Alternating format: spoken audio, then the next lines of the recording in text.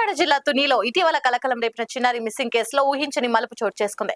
ఇంటి వద్ద ఆడుకుంటూ కనిపించకుండా పోయిన చిన్నారి కోసం కుటుంబ సభ్యులు, గ్రామస్తులు తీవ్ర ఆందోళన వ్యక్తం చేస్తూనే ఉన్నారు. చిన్నారి ఆచూకీ కోసం పోలీసులు ప్రత్యేక బృందాలతో గాలింపు చర్యలు చేపట్టారు.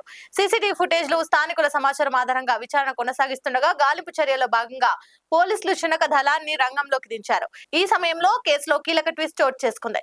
శునకం చిన్నారి ఇంటి పరిసరాల నుంచి ఒక నిర్దిష్ట ప్రాంతం వరకు వెళ్లి సంకేతాలు ఇవ్వడంతో పోలీసులు ఆ ప్రాంతాన్ని క్షుణ్ణంగా పరిశీలించారు.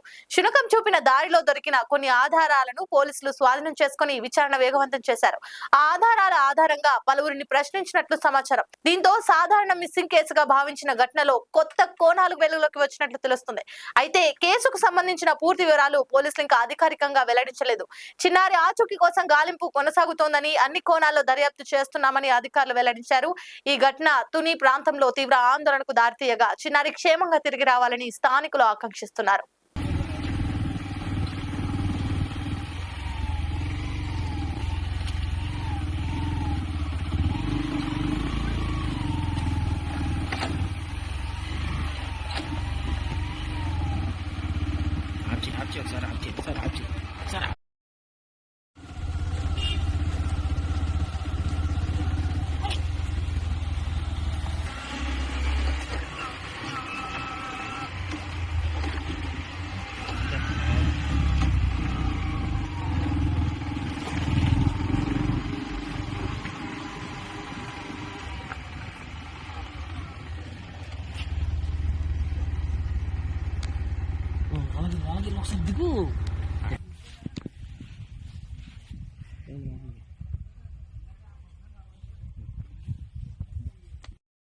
అయితే అనుకున్నా అని ఏమైందిరా అని అడిగితే అలా కొండవర్ణ మీ అమ్మాయి ఏడుతుందంట, ఊర్లో అతనికి కనిపించిందంట, నాతో చెప్పాడు, వచ్చేసి భయపడిపోయాడంట, కుక్క కలబడితే అని నాతో చెప్తే నేను వచ్చాను, చూసుకుంటూ వస్తున్నాను అని చెప్పాడు సార్. ఇలాగని చెప్తే అంతలోకి ఈ అబ్బాయి కూడా వచ్చి ఎతకడానికి మొదలు ఎట్టాను సార్ ఏమైపోయిందని. డిపార్ట్మెంట్ కి చెప్పి అంత అనుకోలేదు సార్. ఎందుకంటే తోటలోనే ఎక్కడైనా ఏ గదిలోనైనా నిద్రైపోయింది కదా, మంచి ఎండ సార్, నిద్రైపోయి ఉంటది, కుక్క పిల్ల కూడా ఉంది కదా, వచ్చేస్తాదిలే అన్నది ఏమేమైనా ఉన్నాను సార్. అప్పుడు ఆ ప్లేస్ చూపిస్తే ఇక్కడే మీ పాప కనిపించింది అని చెప్తే మొత్తం అదంతా కనిపిస్తే అక్కడ కుక్క వెంట్రుకలను మా అమ్మాయి తల వెంట్రుకలు ఉన్నాయి సార్. ఆ అమ్మాయికి జుబ్బా వంగానే ఉంది సార్, అండర్వేర్ లేదు సార్. ఉంటేని వీళ్ళు ఇలా పై సైడ్ వెళ్తే నేను ఇలా కింద సైడ్ వెళ్ళి ఒకవేళ ఎక్కడైనా ఉన్నదేమో నెతికి బోర్ల దగ్గరికి వెళ్ళాను సార్, ఏమన్నా కన్నాలు ఆట ఉన్నాయని. ఏమీ లేదు సార్, ఎలా ఉన్నాయి అలాగే ఉన్నాయి, మొత్తం చూసాను సార్. మరి ఈ మధ్యలో ఏం జరిగిందో తెలియదు సార్. మొత్తం ఈ ప్రాసెస్ అంతా ఒక 30 నిమిషాల నుంచి 40 నిమిషాల్లోనే జరిగింది సార్.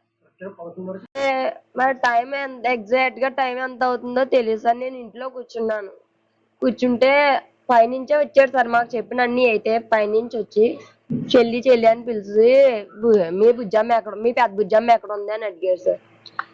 వాళ్ళ నా దగ్గర ఉంది అన్య, కొత్తపల్లి కోచర్ దగ్గర వెళ్ళారు అన్య అన్నాను. అంటే ఒకసారి కనుక్కో చెల్లి, మీ ఆయనకి ఫోన్ చేసి అంటే నా దాంట్లో బ్యాలెన్స్ లేదన్య, నువ్వే ఫోన్ చెయ్యి అంటే వాళ్ళు ఫోన్తో చేశారు సార్. చేసిన తర్వాత ఈ అబ్బాయిని అడిగితే నా దగ్గర లేదు, వాళ్ళ అమ్మకి అప్పచెప్పేసానని వాళ్ళ నాన్న అన్నాడు సార్. వాళ్ళ నాన్న అంటే మేమిద్దరం అంటే వాళ్ళ అమ్మ దగ్గర ఉందా, నేను నా దగ్గర ఉందని ఈ అబ్బాయి అనుకున్నాం సార్. అంత మేము నలుగురిమే ఆ పక్కనే మంచం వేసుకొని సరదాగా కూర్చున్నాం సార్. కూర్చుంటే తినకేమోని గుమస్తా ఫోన్ చేసి పని ఉంది రారా అన్నాడు సార్.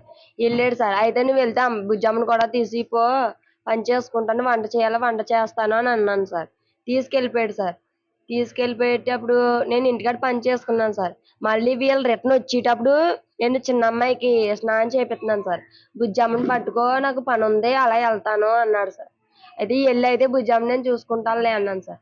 ఈ అబ్బాయి ఎక్కడికి వెళ్ళిపోతే అక్కడికి వెళ్ళిపోదు సార్ అన్న ధీమా మీద నేను ఉన్నాను. బండి ఎక్కి వెళ్ళడం చూసింది సార్. అయితే వెళ్ళిపోతున్నాను నాన్న అనుకుంటూ వెళ్ళిపోయింది సార్. వెనకాల కుక్క పిల్ల కూడా ఒకటి ఉంది. ఇంక ఈ చిన్న అమ్మాయి ఎప్పుడైతే పేజీ పెడేసిందో ఇంక ఈ అమ్మాయితో సరిపోయింది సార్ నాకు. ఇంకా అమ్మాయిని చూసుకుని ఇదిలో లేను, ఈ అమ్మాయితో సరిపోయింది. నేను అనుకున్నాను ఇంకెక్కడున్నా అబ్బాయి దగ్గరే ఉన్నది కదా, ఇంకా ఎప్పుడు ఉంటుంది కదా, ఏమైపోద్ది అన్న ఇదిలో ఉన్నాను సార్.